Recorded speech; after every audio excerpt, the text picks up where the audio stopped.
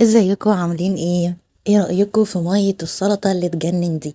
مفيش حد فينا ما بيحبش مية السلطة، او بمعنى اصح الويسكي الحلال. كل ما بنروح عند اي مطعم ناكل كفتة او كباب او حواوشي لازم يبقى جنبها مية السلطة. حاجة كده تفتح النفس وبيبقى طعمها يجنن. تعالوا بقى اقول لكم ازاي نعملها في البيت بخطوات سهلة جدا. يلا بينا. هنجيب البولة او الطبق اللي احنا هنحضر فيه مية السلطة. هنحط فيها الأول التوابل بتاعتنا. ايه هي التوابل؟ هنحتاج معلقة كبيرة من الملح، معلقة كبيرة من الكمون، معلقة كبيرة من الكزبرة، ومعلقة كبيرة من الشطة. طبعا اللي مش محتاج يحط شطة مفيش مشكلة، دي اختياري. بعد كده هنجيب طماطمايه نقشرها ونبشرها وناخد البشر بتاعها ونحطه. وده أقل من ربع كوباية خل، أقل من ربع الكوباية. وهنجيب نص ليمونة وناخد العصير بتاعها. هنحط المكونات دي كلها مع بعض. وفي بقى مكون تاني ده انتوا هتستغربوه شوية، بس هو ده اللي بيدي طعم لمية السلطة. هنجيب فص توم وسط مفروم وهنحطه معاهم في السلطة.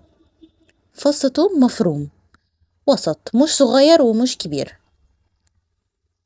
هنحطه دلوقتي بعد عصير الليمون وهنقلب المكونات دي. خلاص دي ايه ده الدريسنج بتاع السلطة بتاعتنا.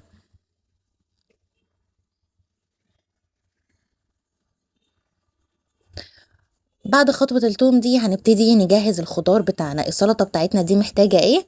اول حاجة هنجيب طماطماية متقطعة. طبعا تقطيعها هتبقى براحتكم بس بلاش تبقى صغيرة قوي، خلوها وسط. ودي بصلاية برضو قطعتها زي ما انتوا شايفين شرايح. وبعد كده فلفل حامي، اللي عايز يحط رومي طبعا براحتكم. وبعديها هنحط عليها كمان خيار. يبقى كده حطينا طماطم وبصل وفلفل وخيار. واخر حاجة هحطها هو البقدونس. بس كده. اخر حاجة هنزودها في السلطة، هنجيب كوباية مية كبيرة ونحطها على السلطة. هنقلب المكونات دي كلها مع بعض. وبعد كده هنحط عليهم تلج. التلج هيحافظ على الخضار.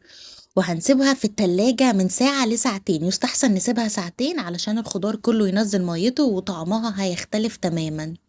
واركنوها في التلاجة لمدة ساعتين وبس كده هيبقى معاكم أحلى مية سلطة ممكن تشربوها في حياتكم. لازم تجربوا الطريقة دي وتقولولي في الكومنتات ايه رأيكم فيها. وبس كده، يلا باي باي.